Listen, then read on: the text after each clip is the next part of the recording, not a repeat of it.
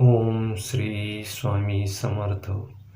नमस्कार मित्रांनो. ही एक वस्तू आगपेटीत ठेवा, म्हणजे काडीच्या पेटीमध्ये ठेवा. तुमचे शत्रू नष्ट होतील आणि तुमच्या घरातील गरिबीही संपेल. भक्तांनो, जर तुम्हाला शत्रूंचा त्रास होत असेल, घरात समृद्धी नसेल, पैसा टिकत नसेल, कर्जातून मुक्तता होत नसेल, तर आज आम्ही तुम्हाला जो काही उपाय सांगणार आहोत तो तुमच्या जीवनाची दिशा बदलून टाकेल. तुम्हाला फक्त एक आगपेटीची गरज आहे आणि त्यात एक छोटीशी वस्तू ठेवा. फक्त हे छोटेसे काम आणि कितीही शत्रू असले तरी 100,000 असो वा लाख, त्यांची शक्ती संपेल. तुम्ही कल्पनाही करू शकणार नाही, इतकी साधी गोष्ट तुमच्यासाठी किती चमत्कारी ठरू शकते. तो शत्रू तुमच्या समोर असो किंवा गुप्तपणे तुमचे नुकसान करत असो. हा उपाय इतका अचूक आहे की त्यांचे वाईट हेतू क्षणार्धात राखेत बदलतील. ज्या लोकांनी तुम्हाला विनाकारण त्रास दिला, शाप दिला किंवा तांत्रिक उपाय करून तुमच्या आयुष्यात दुःख पसरवले, त्यांनी समजून घ्या की आता त्यांची उलटी गिनती सुरू झाली आहे.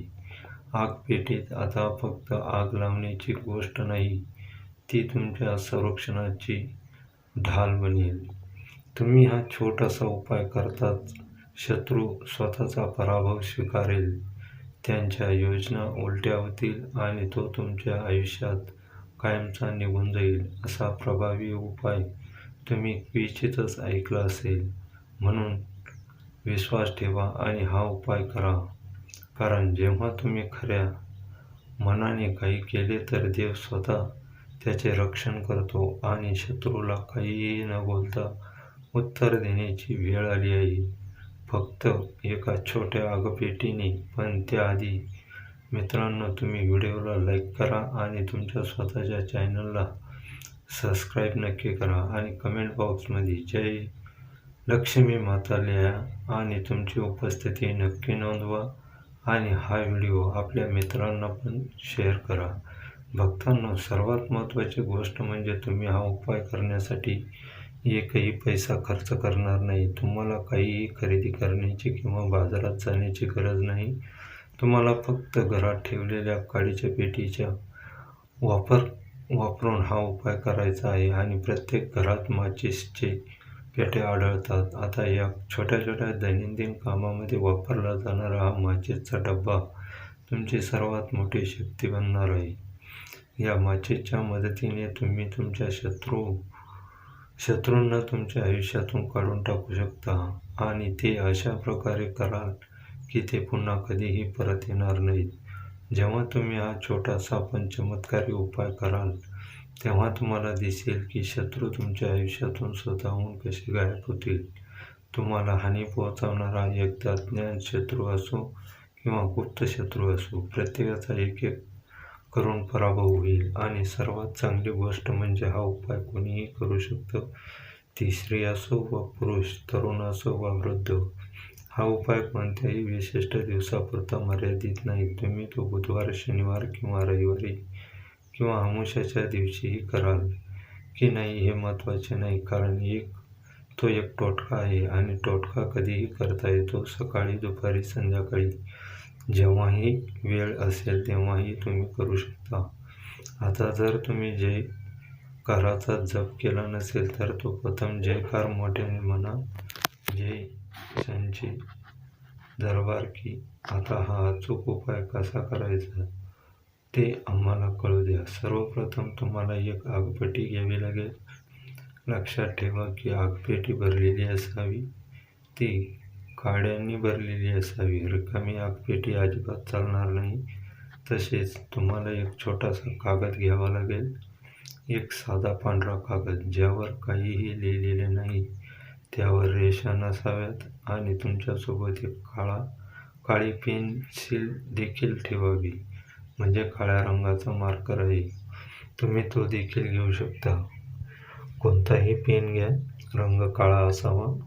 आता तुम्हाला काय करायचे आहे, तुम्ही घेतलेला कागद ते ठीक आहे का, त्या कागदावर तुम्हाला तुमच्या शत्रूचे नाव लिहावे लागेल.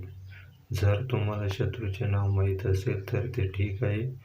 असे समजा तुम्हाला शत्रूचे नाव माहीत नाही किंवा बरेच शत्रू आहेत व किंवा असे गुप्त शत्रू आहेत त्यांच्याबद्दल तुम्हाला माहिती नाही.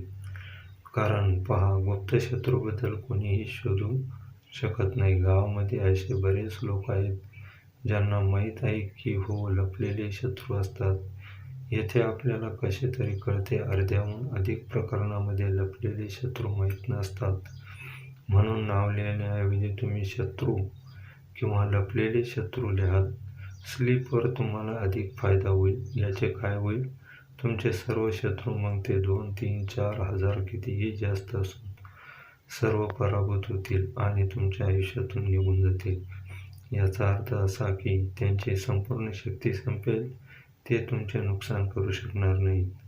म्हणून ते तुमचे कितीही नुकसान करण्याचा, तुमचे पैसे हिरावून घेण्याचा, तुमचा व्यवसाय खराब करण्याचा कितीही प्रयत्न केला तरी ते काही करू शकणार नाहीत. तर पहा, तुम्हाला स्लिपवर नाव लिहावे लागेल किंवा नाव लिहिण्याऐवजी शत्रू लिहिले तर चांगले.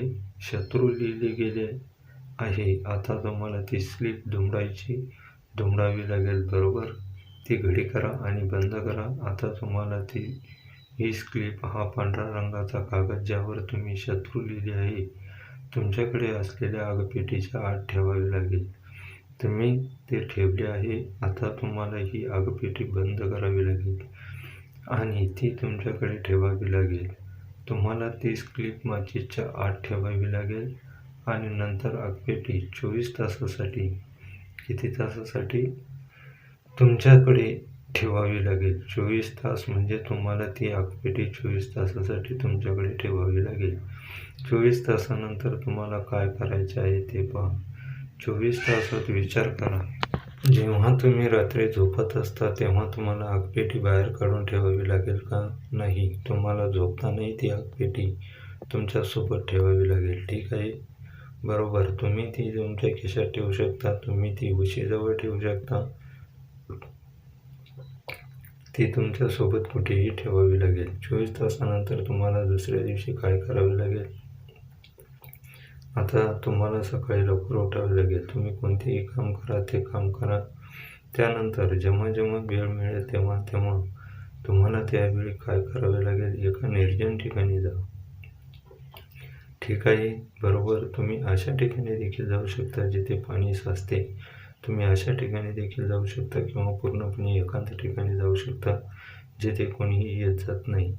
एक व्यक्ती आला तरी चालेल, खूप लोक येत जात नाहीत. तुम्हाला अशा ठिकाणी जावे लागेल आणि तिथे गेल्यानंतर तुम्हाला तुमच्या शत्रूबद्दल पुन्हा विचार करावा लागेल. विचार करा की माझे सर्व शत्रू आता पराभूत होत आहे. ते माझ्या आयुष्यातून निघून जात आहेत आणि त्यांना हवे असले तरी ते आता माझे नुकसान करू शकणार नाही. असा विचार करा आणि तुमच्या मनात राहूला प्रार्थना करा की माझे जे काही शत्रू आहेत, कृपया त्यांना माझ्या आयुष्यातून काढून टाका. ठीक आहे? बरोबर. हा काडीच्या पेटीचा उपाय राहूशी संबंधित आहे. आता तुम्हाला काय करायचे आहे? संपूर्ण काडीची पेटी एका निर्जन ठिकाणी फेकून द्यावी. म्हणजे जेव्हा तुम्ही काडीची पेटी फेकता तेव्हा तुम्हाला ती काडीची पेटीसह फेकून द्यावी लागते. ही तुमच्या मनात येणारी गोष्ट नाही. तुम्हाला काडीच्या पेटीच्या आतून काडीपेटी बाहेर काढावी लागते आणि ती काडी फेकून द्यावी लागते. संपूर्ण काडीची पेटी अशा प्रकारे फेकून द्या. संपूर्ण काडीची पेटी काडी आणि काडीसह, आणि नंतर तुम्हाला मागे वळून पाहावे लागणार नाही. थेट तुमच्या घरी या, हातपाय धुवा. तुम्हाला दुसरे काहीही करण्याची गरज नाही. हा उपाय तुम्हाला किती वेळा करायचा आहे? फक्त एकदाच. हा उपाय अनेक वेळा करू नका. हा उपाय कोणत्याही दिवशी फक्त एकदाच करा.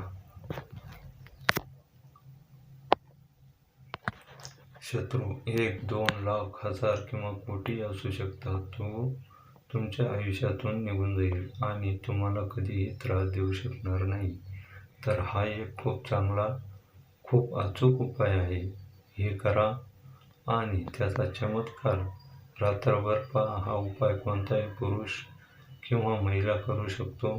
तो किती वाजता करावा. तुम्ही हा उपाय सकाळी किंवा दुपारी कधीही करू शकता.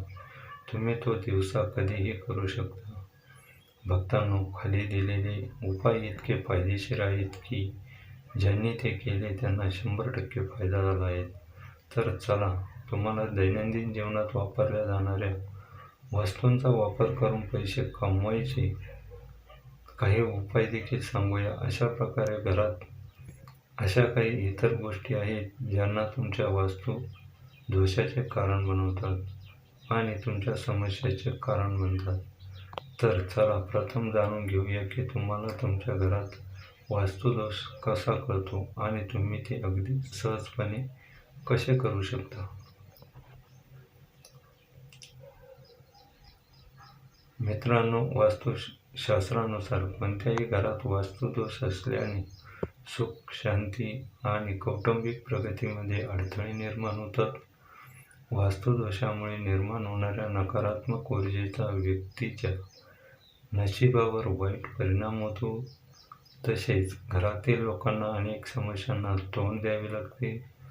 मित्रांनो, शास्त्रानुसार जर आपण हे छोटेसे उपाय केले तर आपण आपल्या घरातील नकारात्मक ऊर्जेपासून मुक्त होऊ शकतो.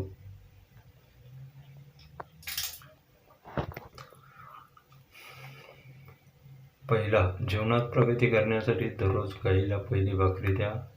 पिंपळाच्या झाडाखाली पाणी अर्पण करा आणि मुंग्यांना साखर मिसळलेले पीठ द्या. तांब्याच्या भांड्यात पाणी आणि लाल चंदन मिसळून रात्री डोक्याजवळ ठेवा आणि झोपा. सकाळी तेच पाणी तुळशीला अर्पण करा. असे केल्याने तुमच्या समस्या हळूहळू दूर होतात. दुसरा उपाय आहे, वास्तुशास्त्रानुसार जर तुमच्या घरात तिजोरी असेल आणि तुम्ही संपत्तीत समृद्धी आणते व्यापारी त्यांच्या रोखपेटीसमोर आरसा ठेवता, यामुळे तुमचे ग्राहक वाढतील. मित्रांनो, 3 झाडू कधीही उघड्यावर ठेवू नयेत. ते नेहमी लपवून ठेवावेत आणि झाडू कधीही स्वयंपाकघरात ठेवू नये. क्रमांक 4, शौचालय दरवाजा नेहमी बंद ठेवावा. असे मानले जाते की घराची नकारात्मक ऊर्जा फक्त शौचालयातच राहते. अशा परिस्थितीत शौचालयाचा दरवाजा उघडा ठेवल्यास नकारात्मक ऊर्जा तुमच्या घरात प्रवेश करते. घरात शांती आणि आनंदासाठी सकाळी आणि संध्याकाळी कापूर तुपात बुडवून जाळावे. यामुळे घरातील वास्तुदोष कमी होतात आणि तिथे राहण्याच्या सदस्यांच्या जीवनातील समस्या दूर होतात. मित्रांनो, अपघात टाळण्यासाठी हनुमान चालीसा नंतर संध्याकाळी कापूर जाळला पाहिजे. क्रमांक 7, घरात ज्या ठिकाणी वास्तुदोष आहे त्या ठिकाणी 2 कापराच्या काड्या ठेवा. ते पूर्ण झाल्यानंतर ते पुन्हा तिथेच ठेवा. 8वा क्रमांक आहे, सूर्यास्तानंतर कधीही कोणालाही दूध, दही किंवा कांदा देऊ नका. हे देखील नशिबात अडथळा ठरू शकते. 9वा क्रमांक, घराच्या मुख्य प्रवेशद्वारावर कधीही कचरा कुंडी ठेवू नका.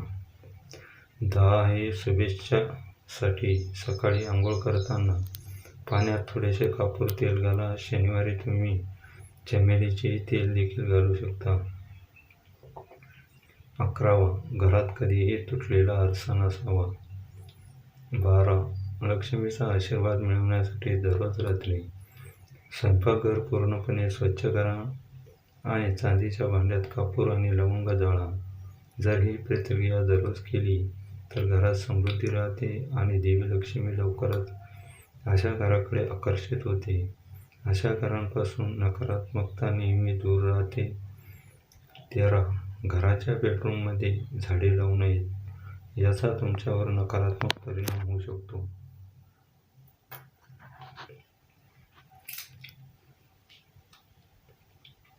14, घरात झाडे लावताना पाण्यात सदैव मीठ घाला. तुम्ही साधे मीठ देखील वापरू शकता, पण मित्रांनो, ते देखील फलदायी आहे. लवकरच तुम्हाला शुभ फळे मिळतील. तर मित्रांनो, व्हिडिओ कसा वाटला कमेंट बॉक्समध्ये नक्की सांगा. व्हिडिओ आवडल्यास व्हिडिओला लाईक, चॅनलला नक्की सबस्क्राईब करा आणि हा व्हिडिओ आपल्या मित्रांसोबत शेअर करा. धन्यवाद.